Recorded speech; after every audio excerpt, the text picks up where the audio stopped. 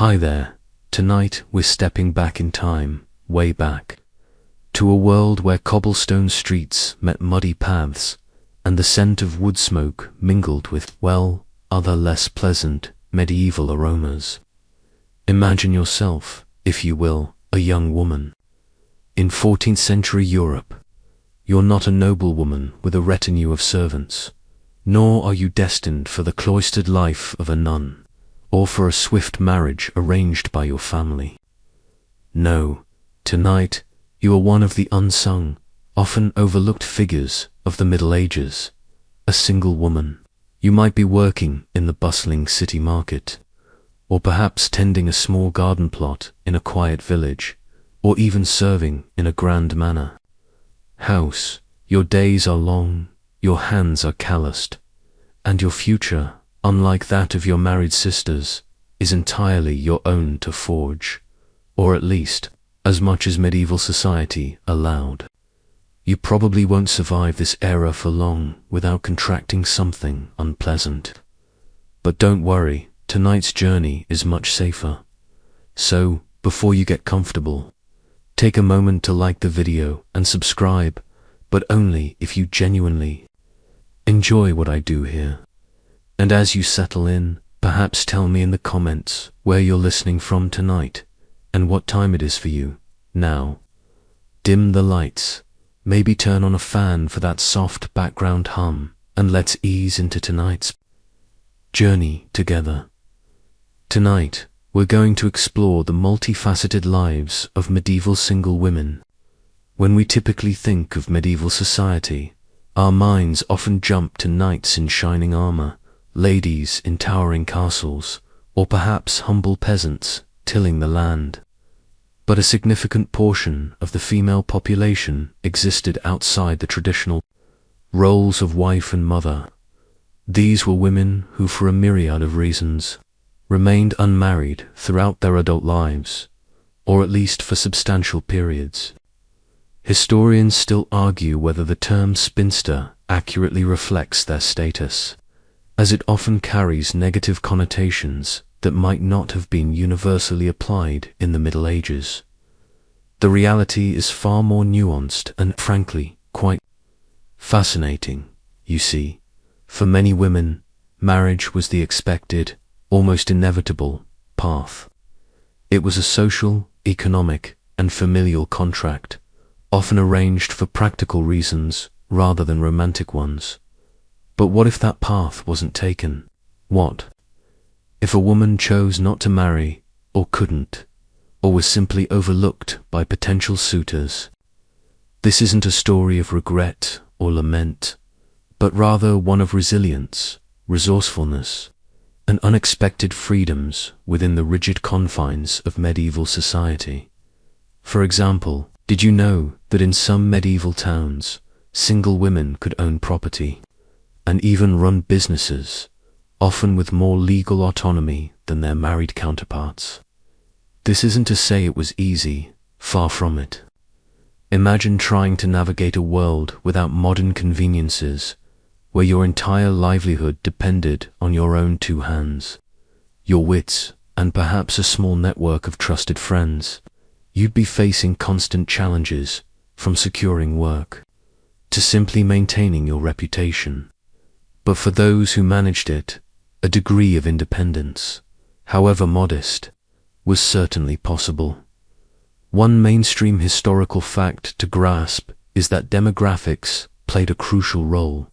Plagues, wars, and famine often led to an imbalance in the male-female ratio, particularly in urban areas, where men might be drawn away for military service or succumb to diseases more easily in crowded conditions. This demographic shift could inadvertently create more opportunities for women to remain single and pursue independent lives, as the pool of eligible bachelors might shrink. It's a bit like a medieval economic downturn, but for marriage prospects. And here's a quirky tidbit for you. In some regions, particularly those with strong craft guilds, unmarried women could sometimes inherit her husband's trade, continuing his business after his death if there were no male heirs or if their sons were too young. This wasn't a universal right, mind you, but it offered a remarkable pathway for economic agency that we often don't associate with medieval women. So, next time you picture a bustling medieval workshop, imagine not just men hammering away, but perhaps a skilled woman overseeing the whole operation. Her single status giving her unexpected authority. We're not just talking about noble women choosing a religious life, which we'll delve into later. We're focusing on the vast majority of women from common backgrounds. These were the unsung heroines, the backbone of their communities, often navigating a world that simultaneously expected them to marry, yet provided surprising avenues for those who did not.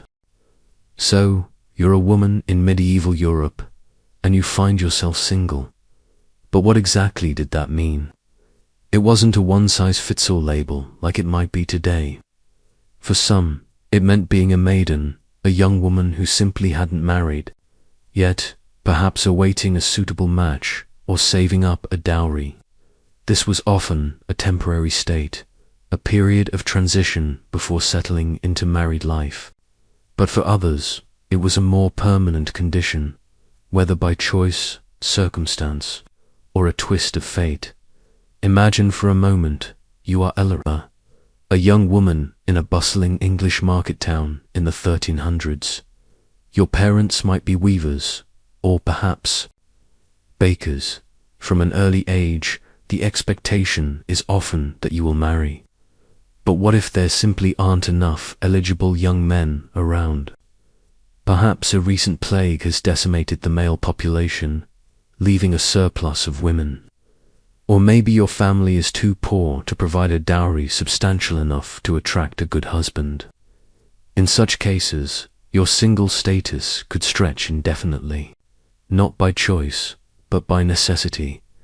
Then there are those who might have been widows, while technically no longer single in the maiden sense. A widow often regained a surprising degree of autonomy and legal rights that she may not have possessed. As a married woman, she could manage her own property, pursue legal actions, and even choose whether or not to remarry. Sometimes, widows actively chose to remain unmarried, perhaps to retain control over their deceased husband's estate, or to simply enjoy a newfound independence. They'd probably had enough of dealing with a man's socks, or whatever the medieval equivalent was. Another category includes women who chose a religious life. Becoming a nun was a profound and often respected way for a woman to remain unmarried while still contributing to society and finding purpose. This wasn't always a personal, spiritual calling. For some, it was a practical option, especially for noble women whose families couldn't afford a suitable marriage or who wished to avoid a politically inconvenient match. These women might have taken vows of chastity, thereby committing to a lifelong single status in service to God. One quirky tidbit: in some regions, particularly within Scandinavia, there were instances of women known as masterless women or lone women who lived independently, sometimes even forming small, informal communities.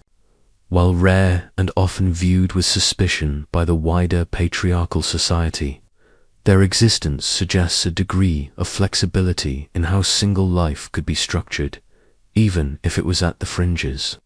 Historians still argue whether these groups represented true intentional communities or simply practical arrangements for survival. A mainstream historical fact is that the legal and social framework heavily influenced a woman's options. While marriage provided a woman with social standing and often economic security, albeit through her husband, it also meant a loss of legal identity. A married woman was, in many respects, subsumed under her husband's legal persona. For instance, she typically couldn't own property independently, enter into contracts, or sue in court without his consent. A single woman, by contrast, retained her own legal identity. She was femme sole, or woman alone, in legal terms, and this status granted her certain rights that a married woman did not possess. This could be a double-edged sword, of course, as it also meant she was solely responsible for her debts and obligations. It's like having your own credit card, but with no one to bail you out if you overspend on those fancy illuminated manuscripts. Imagine the subtle SQ differences in daily interactions. As a single woman, you might be addressed directly in legal matters, rather than through a male relative. You might be expected to represent yourself in disputes, rather than having a father or husband speak on your behalf.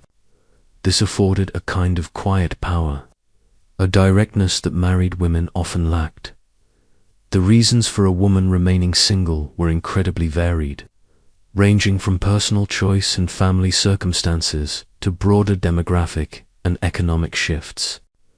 It's too simplistic to assume all unmarried women were spinsters in the modern, slightly pejorative sense. Many were active, contributing members of their communities, often with a unique blend of vulnerability and unexpected independence. Understanding these nuances is crucial to appreciating the rich tapestry of medieval female experience, far beyond the stereotypical narratives. Now, let's rewind your personal timeline back to childhood. If you were a girl destined to be a medieval single woman, your early years wouldn't have been dramatically different from your peers. You'd still be learning the essential skills for survival in that era, though perhaps with a slight emphasis on self-reliance rather than preparations for managing a large household. Imagine yourself as a young girl, perhaps 5 or 6 years old. Your days are filled with chores, learning from your mother or older sisters. If you lived in a village, you'd be helping with spinning wool, tending a small kitchen garden, or collecting firewood. If you were in a town, perhaps you'd be assisting with tasks in a family workshop, like winding bobbins for a weaver, or polishing small metal goods for a smith. There were no Barbie dream houses, just a lot of practical hands-on learning.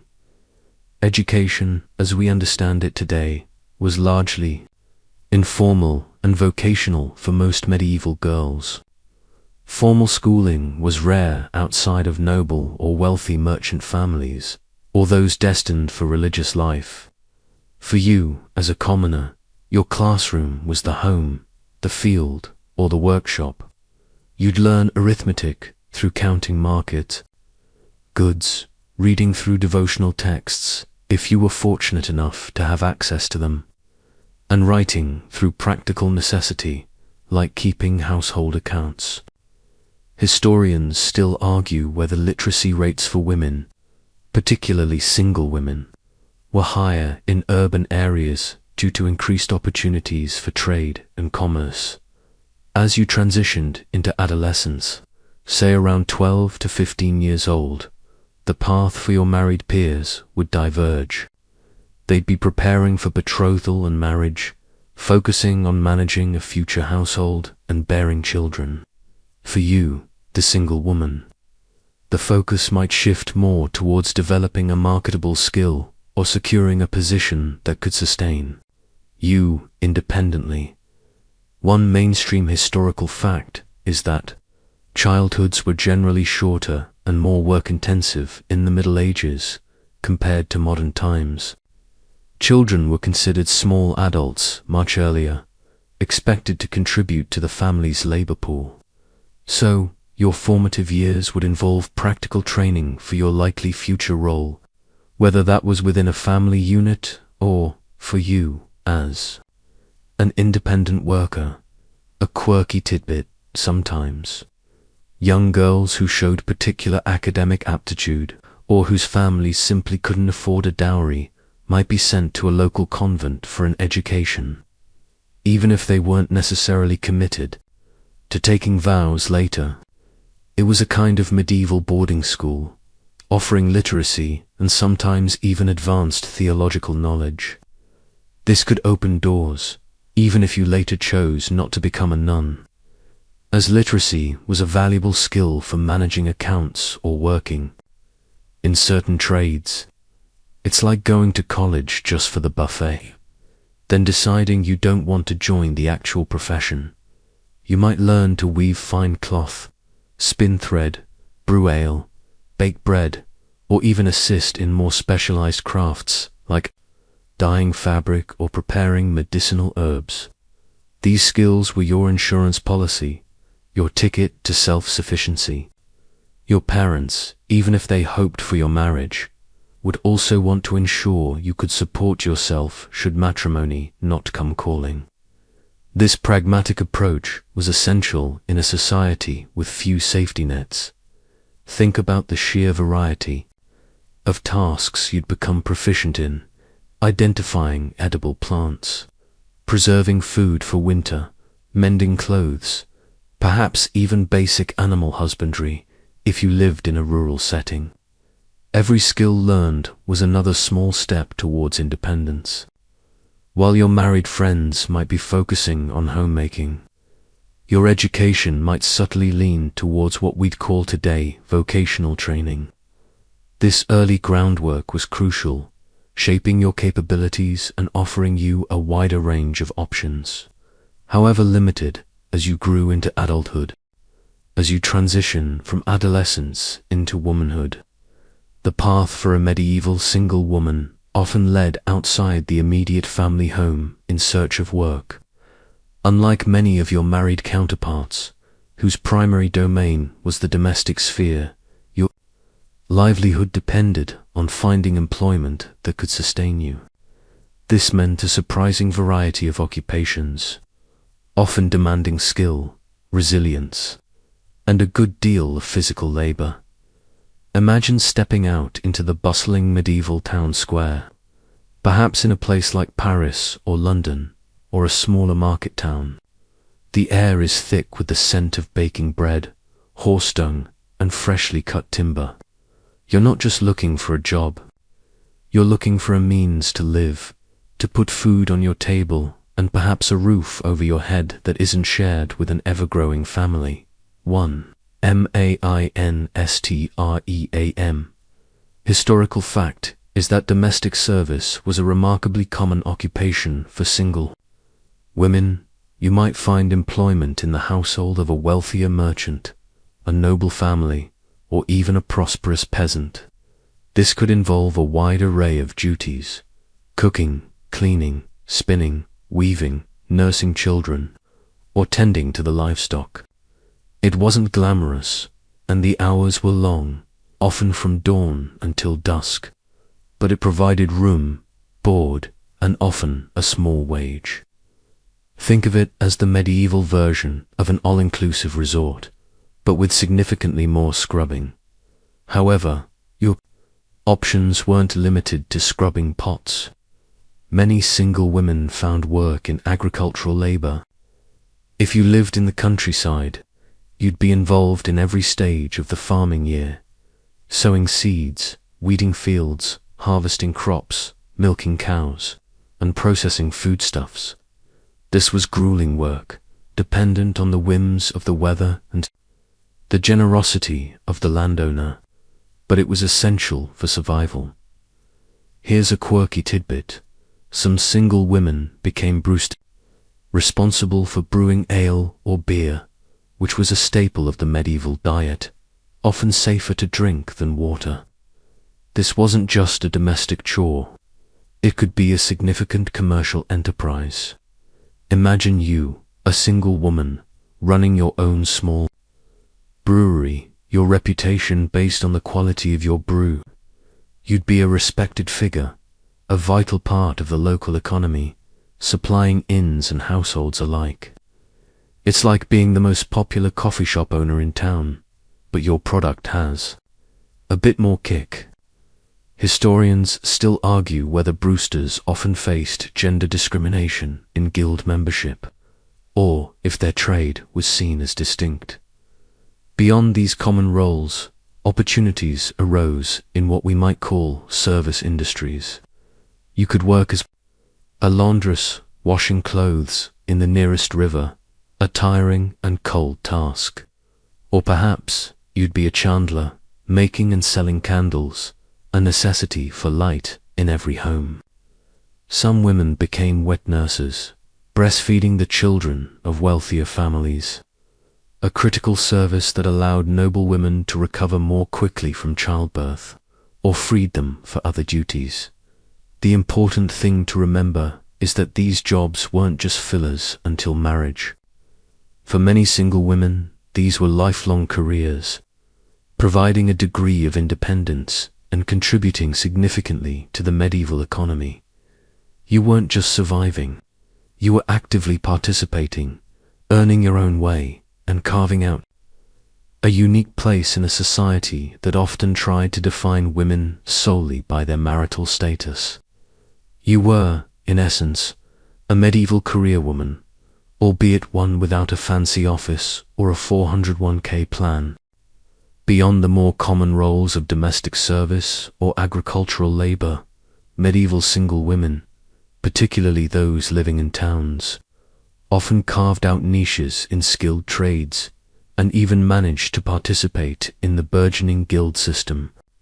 This was no small feat, as guilds were often male-dominated institutions, designed to protect the interests of their members and control specific crafts. Imagine, for a moment, you are Elara again, but this time you've managed to secure an apprenticeship, perhaps with a master weaver or a skilled tailor. This wasn't always easy. Many guilds preferred male apprentices, seeing them as future masters who would carry on the family name and trade. However, necessity often dictated otherwise. If a master craftsman had no sons, or if his daughters showed exceptional talent, they might be trained in the craft. You would start at the bottom, of course, performing tedious tasks like sorting wool, preparing dyes, or cleaning the workshop. It's a bit like starting your career in a modern office by making coffee, but with more sheep lint as an apprentice. You would live with the master and his family, learning the trade over several years. Upon completion, you might become a journeyman, working for wages for various masters, honing your skills, and, in some rare but significant cases, a single woman could even become a master craftswoman herself. This usually happened if she inherited a workshop from her father or husband, but instances exist of women independently establishing their own businesses. One mainstream historical fact is that women were actively involved in many urban crafts, particularly those related to textiles, brewing, baking, and food preparation. In cities like Paris and London, specific guilds for women existed, such as those for silk weavers, embroiderers, or makers of purses.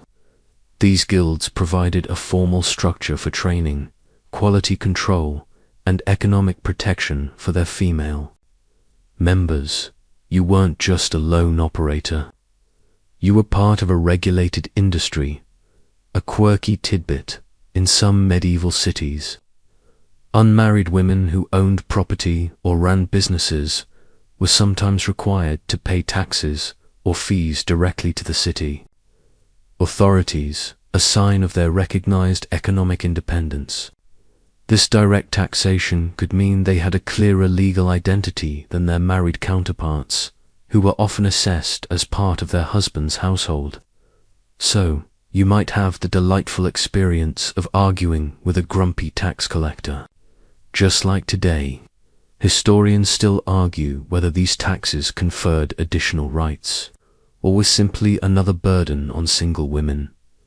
Consider the skills you'd acquire, not just the physical dexterity for the craft itself, but also the business acumen. You'd learn to source raw materials, manage accounts, negotiate prices, and oversee production. For example, if you were a linen weaver, you'd understand the intricacies of flax cultivation, spinning, weaving, and the best markets to sell your finished cloth. This wasn't just about making things. It was about running a small enterprise, often with significant financial stakes. These artisan roles offered a degree of stability and respect that other forms of labor might not.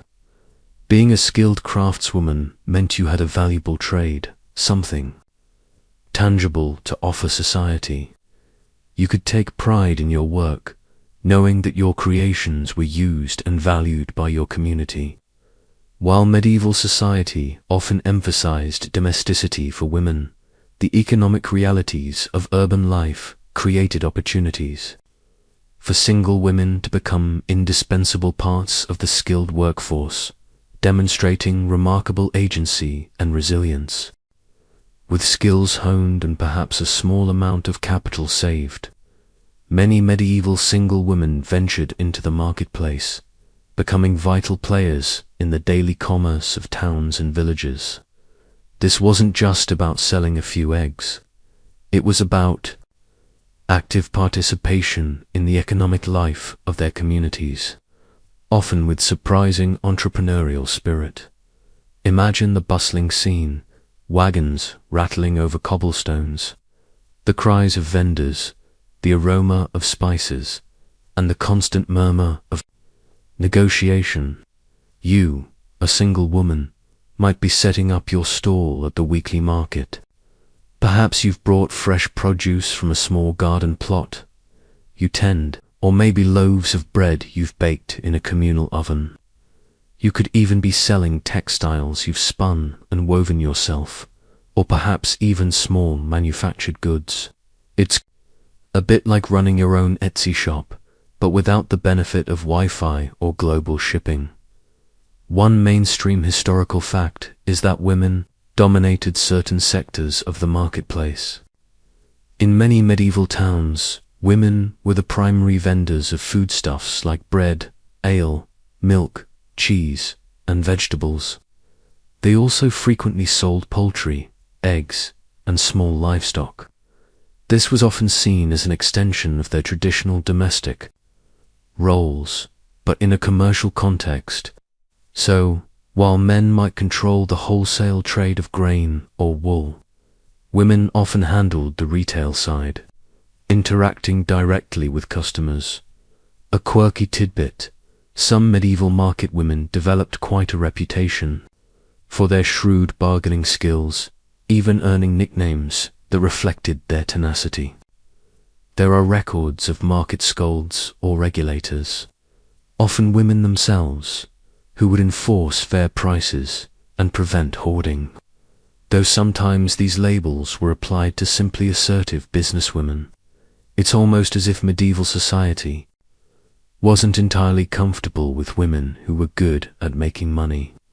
Historians still argue whether the legal status of femme sole, remember that term, gave these women more freedom to engage in aggressive trading practices compared to their married counterparts. Consider the diverse roles you might assume. You might be a huckster, selling small goods from a basket or a simple stand, or perhaps a fishmonger dealing in fresh catches from the nearest river or coast. Many single women became innkeepers or tavern owners, providing food, drink, and lodging to travelers. This required not only managing a business, but also dealing with a wide variety of people, often late into the night. It was a demanding but potentially lucrative profession. Imagine the stories you'd overhear. The marketplace offered a degree of independence that was hard to find elsewhere. You were your own boss, setting your own hours within market regulations. Of course, and directly benefiting from your hard work. While you faced risks, bad harvests, fickle customers, and fierce competition, the potential rewards were significant. This commercial activity wasn't just about making a living. It was about building a reputation, engaging with the wider community, and demonstrating a capacity for self-reliance that defied many of the era's stereotypes about women. You were, in essence, a medieval entrepreneur navigating the cutthroat world of supply and demand with grit and a keen eye for a good bargain. Whether you were a skilled artisan or a shrewd market vendor, your daily experience as a medieval single woman would vary significantly depending on where you lived. Life in a bustling town or city presented a vastly different set of opportunities and challenges compared to the more traditional routines of the rural countryside. Imagine for a moment you are living in a thriving urban center, like Florence or Cologne. Here, the streets are narrow, packed with workshops, markets, and a cacophony of sounds, blacksmiths hammering, merchants shouting their wares, and the constant murmur of hundreds of people. In this environment, you, as a single woman, might find more anonymity and, paradoxically, more freedom. Cities were melting pots where traditional social structures could be a bit looser. You might rent a small room, perhaps above a shop, and your neighbors might not know or care as much about your marital status as they would in a tight-knit village. One mainstream historical fact is that urban centers offered more diverse employment opportunities for single women. Beyond the guilds and markets we've discussed, cities had demand for laundresses, seamstresses, domestic servants in larger households, and even women who ran small taverns or boarding houses. The sheer volume of people and commerce meant there were more ways to earn a living independently, even if the competition was fierce. It's like the difference between working in a small local shop versus trying to make it big in a major metropolis. More opportunities, but also more hustle. Now, contrast this with life in a rural village. Here, everyone knew everyone. Your family, your marital status, and your place in the community were generally well defined. If you were a single woman in the countryside, your life would likely be tied to agriculture. You'd be involved in field work, animal husbandry, and domestic tasks that supported the farm, spinning wool, making cheese, brewing ale for the household, not for commercial sale. Your economic independence, if any, would often come from working for other families during harvest, or perhaps managing a small plot of land if you inherited it, a quirky tidbit in some highly agricultural regions, particularly after periods of plague which reduced the male population. Single women in rural areas sometimes took on roles traditionally performed by men, such as ploughing or managing farm laborers. While often temporary, these instances highlight the adaptability of women when faced with necessity. It's almost as if medieval society, when truly desperate, realized women could, shockingly, do a good day's work. Historians still argue whether this shift led to any lasting changes in gender roles, or if it was merely a pragmatic, short-term adaptation. The social pressures in rural settings were often more intense. A single woman might be viewed with more suspicion or pity as her life deviated from the expected norm of marriage and family. However, she might also be more integrated into a strong community support system, where neighbors relied on each other for help and companionship. In a city, while you had more economic freedom, you might also face greater social isolation. So, while the urban environment offered more avenues for economic independence and anonymity, the rural setting provided a sense of deep-rooted community, albeit with less individual liberty. Each presented its own unique blend of hardship and opportunity for the medieval single woman. Whether in a bustling city or a quieter village, one of the most prevalent pathways for medieval single women to earn a living was through household staff positions. This wasn't just a default option. It was a vast and varied sector that offered a degree of security and, for some, even a pathway to modest advancement. Imagine you are a young woman, perhaps 16 or 17, leaving your family home, either out of necessity or a desire for independence. You might seek employment in the household of a wealthier merchant, a minor noble, a successful artisan, or even a prosperous farmer. Your role wouldn't be clearly defined by a modern job title. Instead, you'd be a crucial, versatile part of the household's functioning. It's like being a personal assistant, a chef, a cleaner, and a nanny, all rolled into one. Your duties would be incredibly diverse. You might spend your mornings in the kitchen, stoking the fire, grinding grain, kneading bread, and preparing meals.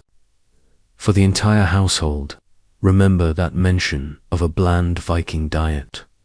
Well, yours wouldn't be much more exciting unless you worked for a very wealthy family. Afternoons could be spent spinning wool into thread, mending clothes, or cleaning. The house tasks that were physically demanding and constant. Evenings might involve tending to children, preparing baths, or simply ensuring the fires were banked for the night. One mainstream historical fact is that domestic service offered room and board, which was a significant benefit. In exchange for your labor, you would receive a roof over your head, food to eat, and often a small wage or a new set of clothes once a year. This meant you were largely self-sufficient, without the constant worry of finding daily meals or a place to sleep. For many single women, this security was invaluable. A quirky tidbit: some domestic servants, particularly those who worked for influential families, could occasionally gain valuable skills, such as literacy if they helped with household accounts, or even learn foreign languages if their employers had international connections. There are even records of trusted servants being left small legacies and wills, indicating a bond beyond mere employment. It's like getting a bonus just for being genuinely useful and not breaking too many expensive jugs. Historians still argue whether the power dynamics in such households allowed for genuine affection or if it was strictly a transactional relationship. Life as a servant wasn't always easy. You were often at the mercy of your employers, and your personal freedom was limited. Your hours were long, and your days were dictated by the rhythms of the household.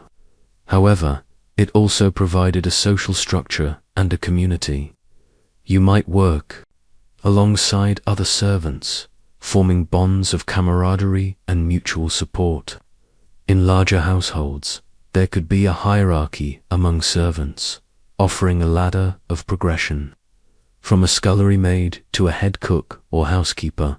For single women, domestic service was not just a temporary stopgap, but often a lifelong profession.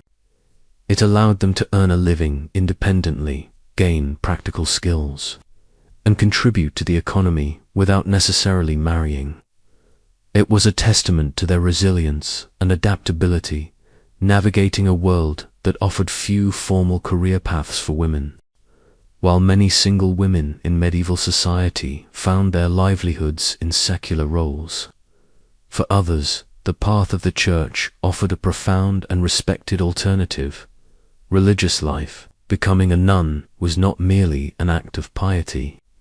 It was a societal role that provided education, community, and a unique form of independence. Imagine entering the quiet, hallowed grounds of a medieval convent. The scent of beeswax and old parchment fills the air, mingled with the faint aroma of herbs from the cloister garden. The sounds are hushed, the soft rustle of habits, the chanting of prayers, the distant tolling of a bell marking the hours of the day. For you, a single woman, this could be a sanctuary from the often harsh realities of the outside world. A place where intellectual pursuits and spiritual devotion were not just allowed but encouraged. One mainstream historical fact is that convents provided a structured environment for women's education. While formal schooling was rare for most laywomen, Convents often had libraries and scriptoria, where nuns learned to read, write, and even copy manuscripts. This meant that women who entered religious life often achieved a level of literacy and intellectual engagement far beyond what was available to their secular sisters. It's like enrolling in a medieval university, but with more singing and less drunken revelry. A quirky tidbit: some convents became renowned centers of craft production, with nuns excelling in intricate embroidery, illuminated manuscript creation, or even medicinal gardening.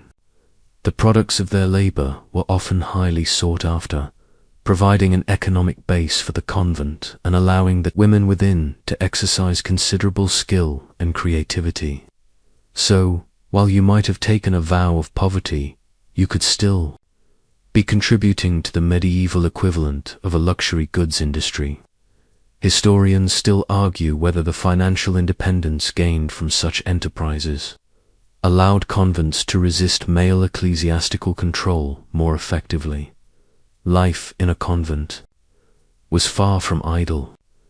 Your days would be meticulously ordered by the divine office, a cycle of prayers and services performed at regular intervals throughout the day and night. Between these spiritual duties, you would engage in manual labor, cooking, cleaning, gardening, caring for the sick, or working in the convent's workshops. You might also dedicate time to study, reading religious texts, or composing devotional works for women from noble or wealthy merchant families. Entering a convent could be a strategic choice. It offered a respectable alternative to an undesirable marriage, or a way to ensure a daughter's future if a suitable dowry was unavailable. For women of more modest means, a convent might provide an escape from poverty or a refuge for those with physical disabilities or disfigurements that hindered marriage prospects. It was a place where all women, regardless of their background, could find a shared purpose and a supportive community. The choice to become a nun meant a lifelong commitment to single status, renouncing worldly marriage for a spiritual one. But within the walls of the cloister, many medieval single women found not confinement, but a surprising degree of autonomy, intellectual stimulation, and a profound sense of belonging. Within the sacred walls of convents, some single women transcended mere piety to wield considerable power and influence as abbesses. These weren't just spiritual leaders, they were formidable administrators, landowners, and even political figures, demonstrating a remarkable capacity for leadership within the patriarchal structures of the Middle Ages. Imagine yourself, not just as a nun, but as an abbess, the head of a major medieval convent. Your days are no longer just about prayer and quiet contemplation, though those remain central. Now, you are responsible for a complex institution. You oversee extensive lands, manage a significant workforce, both lay and religious, handle substantial finances, and often negotiate with powerful secular lords and ecclesiastical authorities. It's like running a multinational corporation, but your quarterly reports are to God and occasionally the local bishop. One mainstream historical fact is that abbesses could hold significant feudal power. Many convents, particularly those established by royal or noble patronage, owned vast estates and numerous villages. The abbess of such a foundation effectively acted as a feudal lord, collecting rents, administering justice to her tenants, and even raising levies for defense or royal service. She might have her own court, her own seal, and exercise jurisdiction over hundreds, sometimes thousands, of people. A quirky tidbit: some powerful abbesses were direct vassals of the king or emperor, bypassing intermediate male feudal lords. This granted them a rare degree of political autonomy and direct access to the highest levels of secular power. Imagine an abbess, clad in her habit, riding to court to advise a monarch or negotiate a treaty. It sounds like something out of a historical fantasy novel, but it was a tangible reality for some. Historians still argue whether this unique position made them more or less susceptible to external pressures compared to their male counterparts. Your daily routine as an abbess would be a whirlwind of responsibilities. You'd preside over chapter meetings where the internal affairs of the convent were discussed and decisions made. You'd manage the convent's extensive agricultural holdings, ensuring a steady supply of food and revenue. You'd oversee the construction and maintenance of buildings, from the monastic church to infirmaries and guest houses. You'd also be responsible for the spiritual well-being and discipline of all the nuns under your charge. It was a 24/7 gig, without the benefit of a smartphone to delegate tasks. Furthermore, many abbesses were renowned for their scholarship and artistic patronage. They commissioned illuminated manuscripts, patronized painters and sculptors, and fostered intellectual life within their communities. Figures like Hildegard of Bingen, a 12th century German abbess, mystic, composer, and polymath, stand as shining examples of the intellectual and creative heights single women could achieve within this framework. For the medieval single woman, becoming an abbess represented the pinnacle of institutional power and self-determination. It was a path where spiritual devotion intertwined with temporal authority, allowing women to exercise leadership, manage vast resources, and leave a lasting mark on the medieval world, all while remaining unmarried and independent. Stepping beyond the cloistered walls and the bustling markets, let's delve into a perhaps less romanticized but equally crucial aspect of the medieval single woman's existence: her legal standing and rights. In a society where legal identity was often tied to male headship, an unmarried woman, surprisingly, often possessed more direct legal agency than her married sisters. Imagine yourself navigating the intricate, often perplexing, legal landscape of medieval Europe. Laws varied widely from region to region. What applied in England might be entirely different in France or the Holy Roman Empire. However, a common thread was the legal concept of femme sole, or woman alone. This status, enjoyed by single women, including widows, distinguished them from femme, covert, or covered woman, which was the legal status of a married woman. It's a bit like having your own legal passport versus being on your husband's. 1. Mainstream. Historical fact is that a single woman could own and manage property in her own name. She could buy, sell, inherit, and bequeath land or goods without requiring the permission or involvement of a male relative. This was a significant right, especially compared to a married woman who, in many jurisdictions, surrendered control of her property to her husband upon marriage.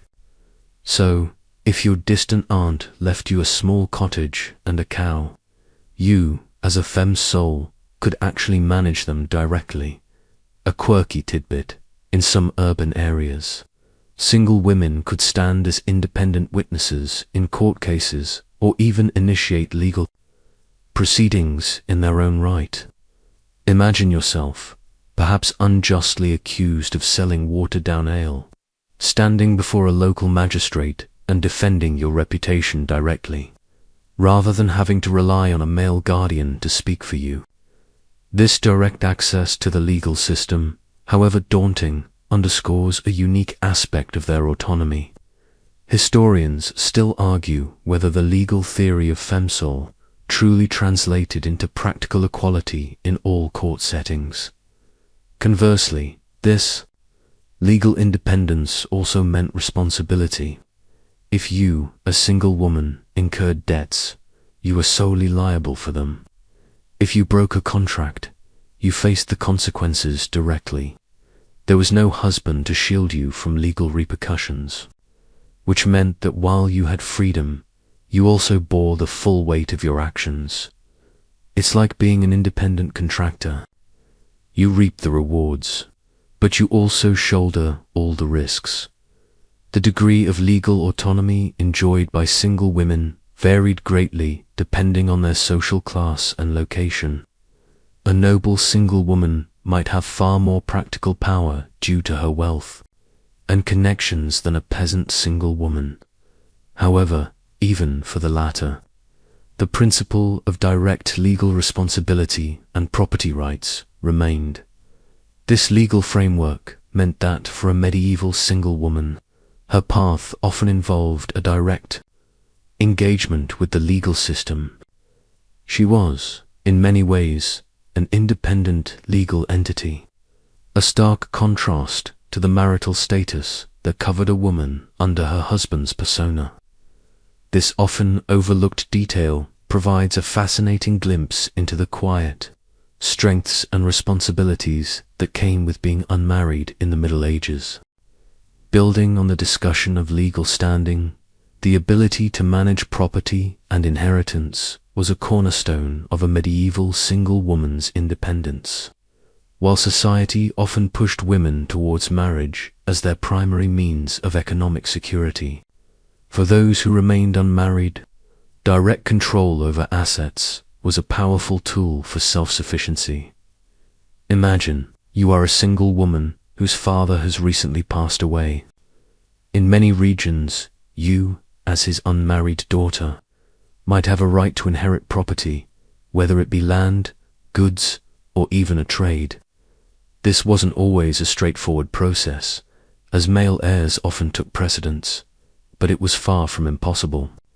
If your father had no sons, or if he explicitly willed property to you, your legal status as femme sole, remember that legal term, meant you could actually take possession and manage those assets directly.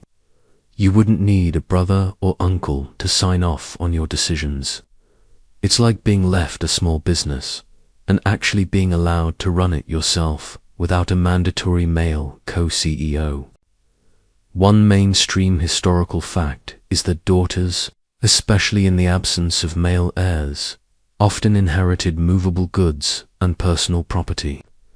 This could include household furnishings, tools, livestock, and even money, while land inheritance was more complex and varied by local custom. Some areas favored male primogeniture strictly. Others were more flexible. Possession of movable wealth provided significant economic leverage.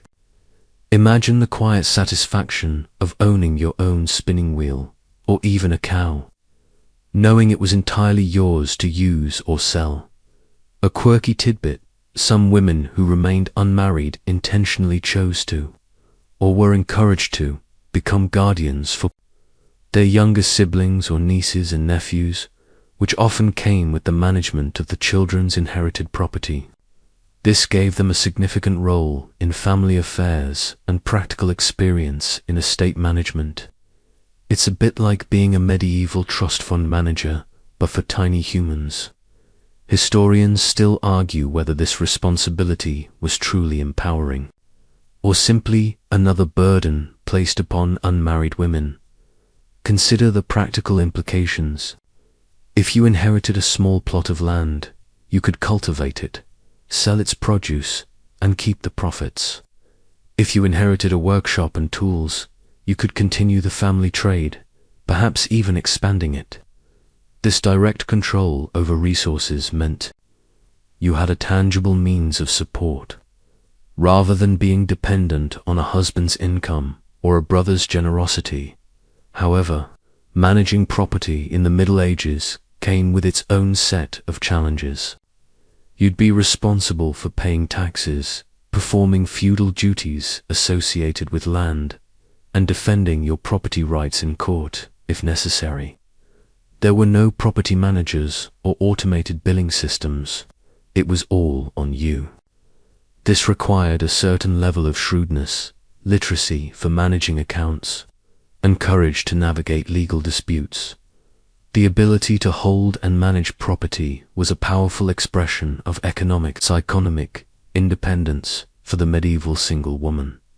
It underscored her individual legal identity and provided a foundation for self-sufficiency, allowing her to build a life on her own terms, often with a quiet determination that defied societal expectations. Beyond economic independence and legal standing, one of the most pervasive and often burdensome aspects of a medieval single woman's life was the constant societal pressure surrounding chastity and reputation. In an era obsessed with lineage and honor, a woman's virtue was meticulously guarded, and any perceived deviation could have severe consequences for her standing and prospects. Imagine walking through a medieval village or town. Eyes are everywhere, and gossip travels faster than a speeding knight on a very well-fed horse. For you, a single woman, your reputation for chastity was paramount. It wasn't just a moral virtue, it was an economic and social asset. A woman of good repute was seen as trustworthy, honorable, and more likely to secure respectable employment or maintain her standing within the community.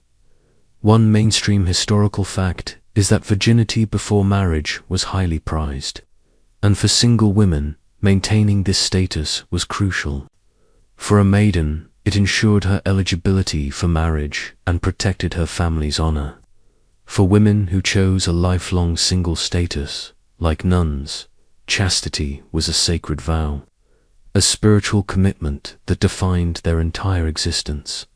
The Church heavily promoted ideals of female purity, reinforcing societal expectations.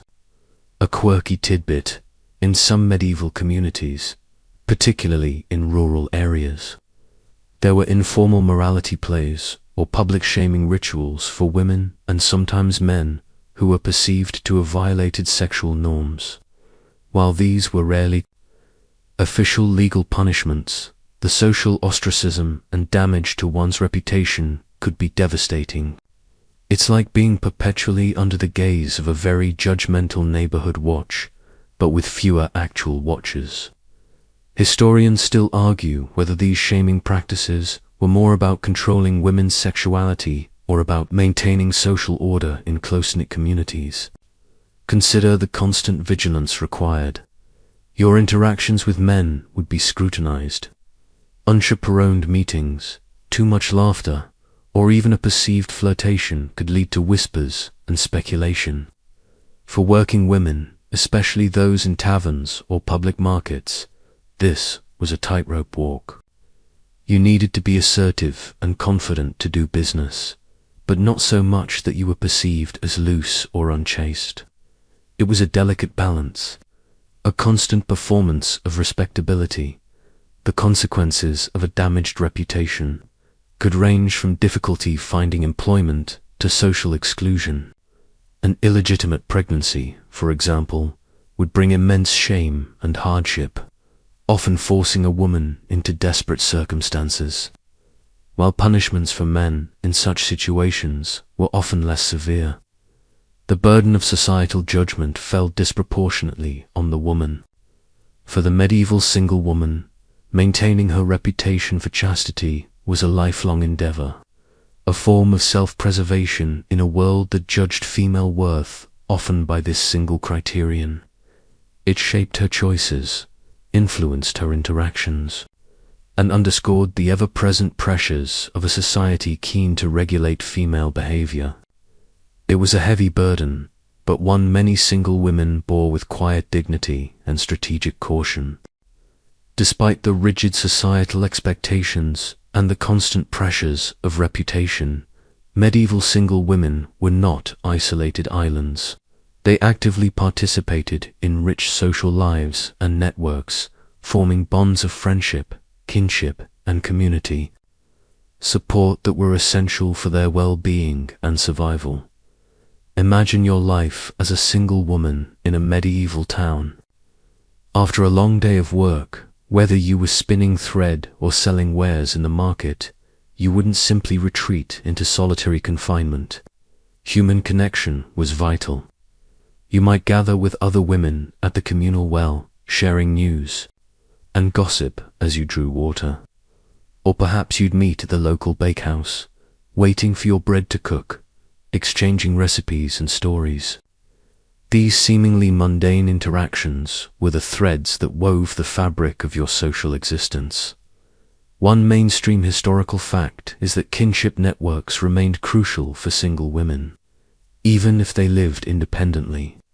Aunts, sisters, cousins, and even more distant relatives could provide a safety net, offering temporary shelter, help during illness, or advice on finding work.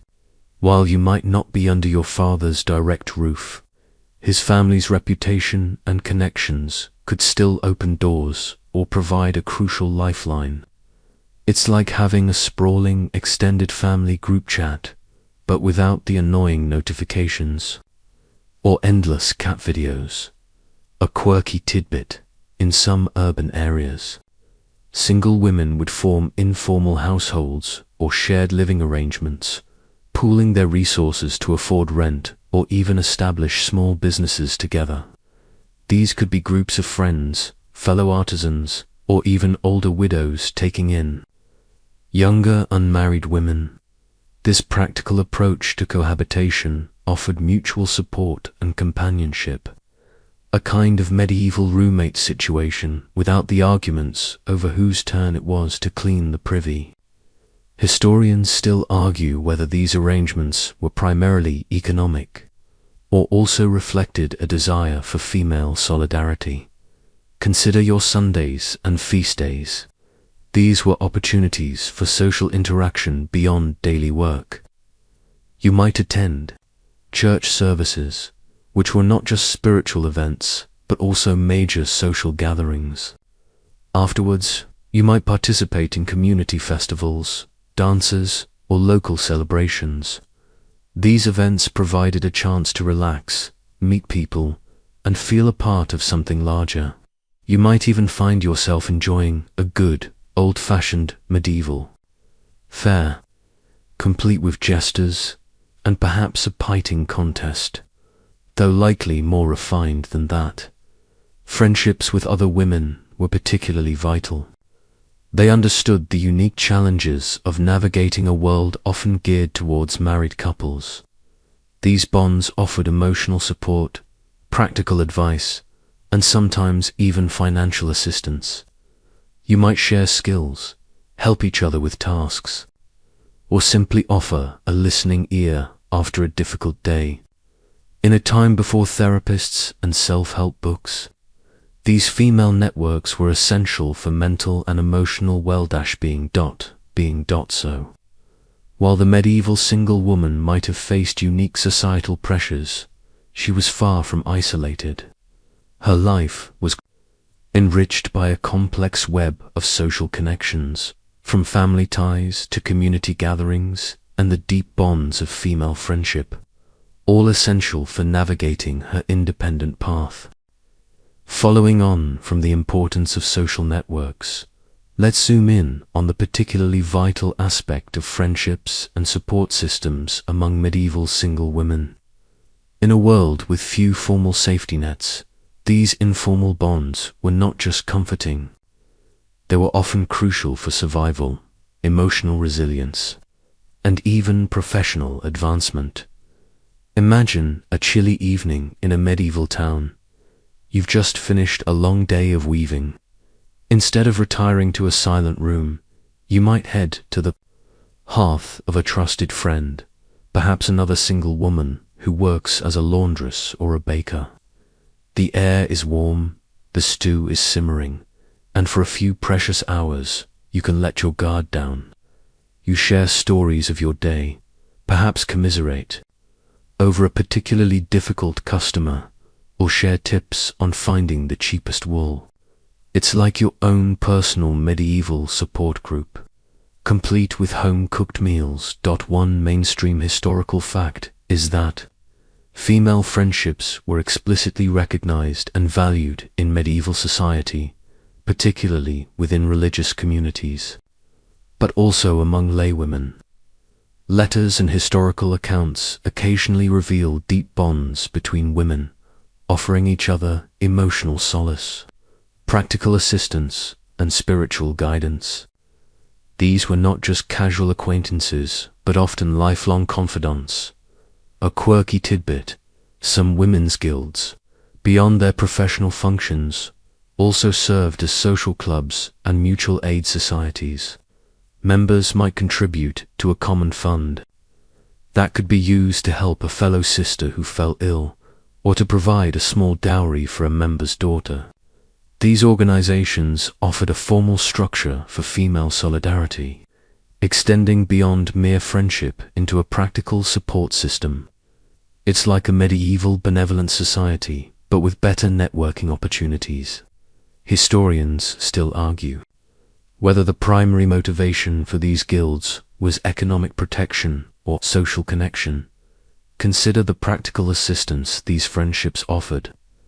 If you fell ill, who would bring you food or tend to your needs? If you needed an extra pair of hands for a big order, who would you call upon?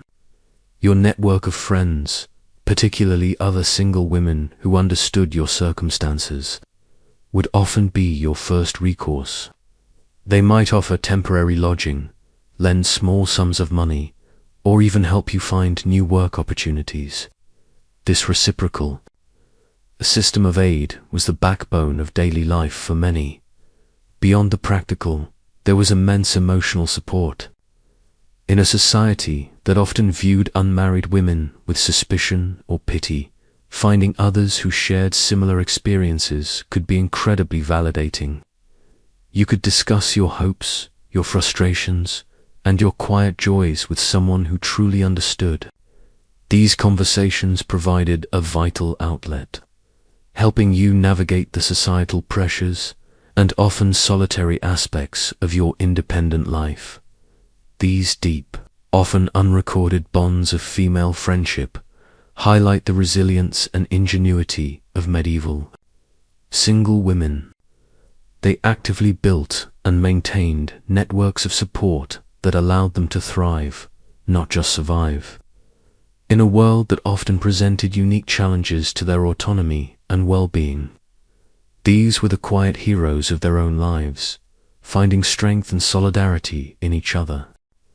Despite the surprising opportunities and strong social networks, the medieval single woman constantly grappled with the inherent challenges of autonomy in a profoundly patriarchal society. While legally femsole offered certain freedoms, the prevailing social norms and structures often presented formidable obstacles to true independence. Imagine for a moment the subtle, yet persistent, weight of societal expectations. You might own your own land, run a successful business, or even manage a large household as a trusted servant, but you would still operate within a system that largely viewed women through the lens of their relationships to men as daughters, wives, or widows. Your very existence as an unmarried, independent woman was, in some ways, an anomaly. It's like being a square peg in a round hole. Only the hole is society, and the peg is your fierce independence. One mainstream historical fact is that social protection was often weaker for single women. Without a husband or a powerful male head of household, you might be more vulnerable to harassment, exploitation, or legal disputes. While you had legal rights, enforcing them could be a daunting task without a male advocate or the financial resources to pursue justice effectively. A married woman, despite her legal subsumption, had her husband's protection, however imperfect. You, on the other hand, were often your own solitary defense. A quirky tidbit: some medieval court records occasionally show instances of single women successfully defending themselves against slander or debt claims, demonstrating remarkable legal savvy, and determination. These cases, though probably rare, offer glimpses of individuals who actively leveraged their legal status to protect their autonomy. Imagine arguing your case with the eloquence of a seasoned lawyer, but without the wig. Historians still argue whether such victories were truly indicative of systemic possibilities or simply extraordinary exceptions to the norm. Consider the economic challenges. While you could work and earn, your wages might often be lower than a man's for the same work. Access to credit might be more difficult without a male guarantor. Investing in large ventures or purchasing significant property might be beyond your reach. Your autonomy was often limited by the economic realities of a world that implicitly favored male earners and property holders. Beyond the legal and economic, there were the social pressures. The old maid stereotype, while perhaps not as codified as in later centuries, certainly existed in nascent forms. You might face subtle or not so subtle pressure to marry, or find yourself on the receiving end of unsolicited advice about your life choices. Imagine enduring endless well-meaning or not questions about why you haven't settled down yet. Ultimately, the medieval single woman's autonomy was a delicate balancing act. It was a testament to her resilience and resourcefulness that she managed to carve out a life for herself. But she did so within a framework that presented constant, often invisible, barriers. Her independence was hard-won, always conditional, and perpetually challenged by the societal structures around her. Following on from the challenges of autonomy, let's confront the specific societal views and labels often associated with unmarried women, the perceptions of spinsterhood. While the modern connotation is often negative in the medieval context, the unmarried state was complexly viewed, sometimes with pity, sometimes with respect, and often with an undercurrent of suspicion. Imagine you are a woman who has passed the conventional age of marriage, perhaps 25 or 30. In many communities, especially rural ones, you might be dubbed a spinster, literally someone who spins. This wasn't necessarily a derogatory term at first, as spinning was a ubiquitous and essential skill for women. It denoted an independent woman who made her own living, often by spinning thread. It's like calling someone a coder or freelancer today a descriptive job title, not yet a veiled insult. One mainstream historical fact is that became a legal term in England by the 17th century to denote an unmarried woman. This formalization shows how common and recognizable this status had become. Before that, it was more of a descriptive, occupational label. So, you might find yourself identified in a legal document or a census-like record as Agnes, spinster, simply indicating your marital status and perhaps your primary occupation. A quirky tidbit in some medieval lore and folk tales. The unmarried, older woman or wise woman was sometimes associated with special knowledge, particularly concerning herbs, healing, or even local customs.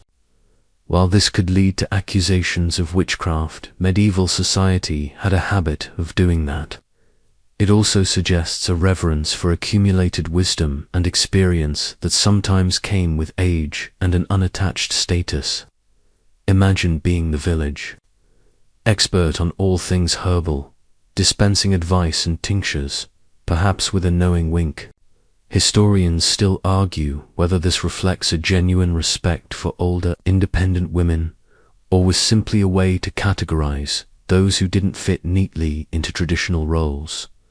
However, the perception of spinsterhood wasn't always benign. For some, especially those without property or a visible means of support, being unmarried could lead to being seen as a burden on the community or as lacking familial protection.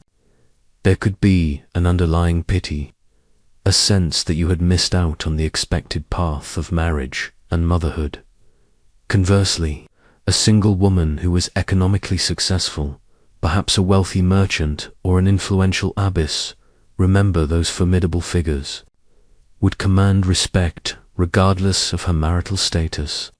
Her economic power and social contributions often outweighed any stigma attached to being unmarried. It's a bit like today. No one cares if a CEO is single as long as the company's stock is doing well. The perception also varied by social class. A noblewoman who remained unmarried might be seen as a pious virgin if she joined a convent, or a political pawn if her marriage was delayed for strategic reasons. A peasant woman who remained single often faced harder economic realities and might be seen as less fortunate. Ultimately, the medieval spinster was a complex figure, embodying a mix of economic self-reliance, social challenge, and sometimes unexpected respect. Her status was a reflection of both her personal choices and the broader societal forces that shaped her life. Now, let's turn our attention to the physical well-being of the medieval single woman, specifically her medical care and remedies. In an age before modern medicine, surviving illnesses was a daily gamble, and for an independent woman, access to effective care or the knowledge to self-medicate was paramount. Imagine a chill wind sweeping through your simple dwelling. Perhaps you've caught a cough that's turning into a fever, or a wound from a kitchen accident has festered. There are no readily available doctors with neat little stethoscopes and sterile operating rooms. Your options for medical care would be far more rudimentary, relying on a mix of folk wisdom, traditional remedies, and, if you were lucky, the local healer or barber surgeon. It's like playing medical roulette, but with more leeches. One mainstream historical fact is that healing was often a communal and domestic affair, particularly for common ailments. Women, whether married or single, were typically the primary caregivers within households and communities. They possessed vast knowledge of herbal remedies, poultices, and basic nursing skills passed down through generations. So, if you had a headache, your first recourse might be a brew of willow bark, prepared by yourself or a female neighbor. A quirky tidbit: some single women, particularly those with a knack for observation and a good memory, became respected village healers or wise women. They might specialize in midwifery, bone setting, or the preparation of complex herbal concoctions. While sometimes viewed with suspicion by the church, their practical skills were often indispensable to their communities, especially in areas underserved by formal medical practitioners. Imagine being the local go-to person for everything from a sprain to a stubborn cough, earning a modest living through your healing touch.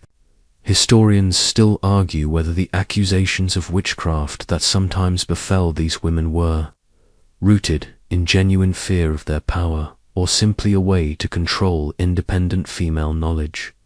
Access to more formal medical care, such as from a university-trained physician who were almost exclusively men, would depend entirely on your financial means. These services were expensive and generally reserved for the wealthy.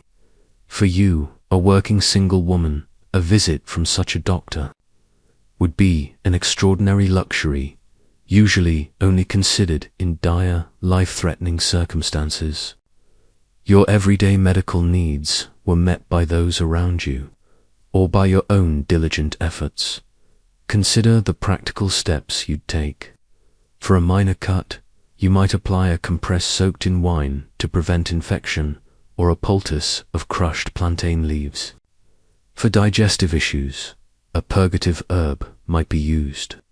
You'd also rely on prayers and religious rituals, as illness was often seen through a spiritual lens, a sign of God's will or even demonic influence. The life of a medieval single woman meant a heightened sense of self-reliance when it came to health, without a husband to provide or a family structure to lean on for support. Knowing how to care for yourself and utilizing your community's informal medical knowledge was not just practical, it was essential for survival. Moving from the remedies that kept you alive, let's consider a more pleasant, yet equally fundamental aspect of daily existence: your diet and daily meals. As a medieval single woman, food was not just sustenance, it was a reflection of your social standing, your region, and your ability to earn a living. Imagine waking up in your small room. The sun is barely peeking over the horizon, and your stomach is already rumbling. What's for breakfast? Likely, it's not a full English froth. For most medieval people, especially the working class, meals were simple, hearty, and designed to provide energy for a day of physical labor. You'd probably start your day with a hunk of dark bread, perhaps some cheese or a little dried meat if you were lucky, washed down with ale or water. Coffee and tea were centuries away from becoming common beverages, so no morning pick-me-up for you, unless you consider a strong ale a pick-me-up. One mainstream historical fact is that cereals formed the cornerstone of the medieval diet. Bread, made from wheat, rye, or barley, was the primary source of calories for nearly everyone. Porridge, made from oats or other grains, was also very common. For you, a single woman, baking your own bread might be a daily chore, or you might rely on buying loaves from a local baker. Another single woman, perhaps. A quirky tidbit: medieval recipes often called for a surprising amount of spices, even for common dishes, but these were expensive and largely reserved for the wealthy. For the average single woman, your meals would be seasoned with more readily available herbs like sage, thyme, or mint from a small garden plot if you had one. So, forget the exotic flavors of the silk roots and imagine a lot of bland stews. Historians still argue whether the perceived lack of variety in the medieval diet led to chronic micronutrient deficiencies, or if people intuitively managed to balance their intake. Your main meals would typically be eaten mid-morning and mid-afternoon. Meat was less common for the working poor and single women, reserved more for feast days or for those who could afford it regularly. When you did eat meat, it would likely be pork, chicken, or game if you were in a rural area and lucky. More often, your protein would come from peas, beans, eggs, and occasionally fish, especially during religious fasting days when meat was forbidden. Vegetables like cabbage, onions, carrots, and turnips were staples, often boiled into thick potted or stews. Fruits, such as apples, pears, and berries, were consumed seasonally. Preserving food for winter was a constant task. Drying, salting, and pickling were essential skills you would possess for a single woman.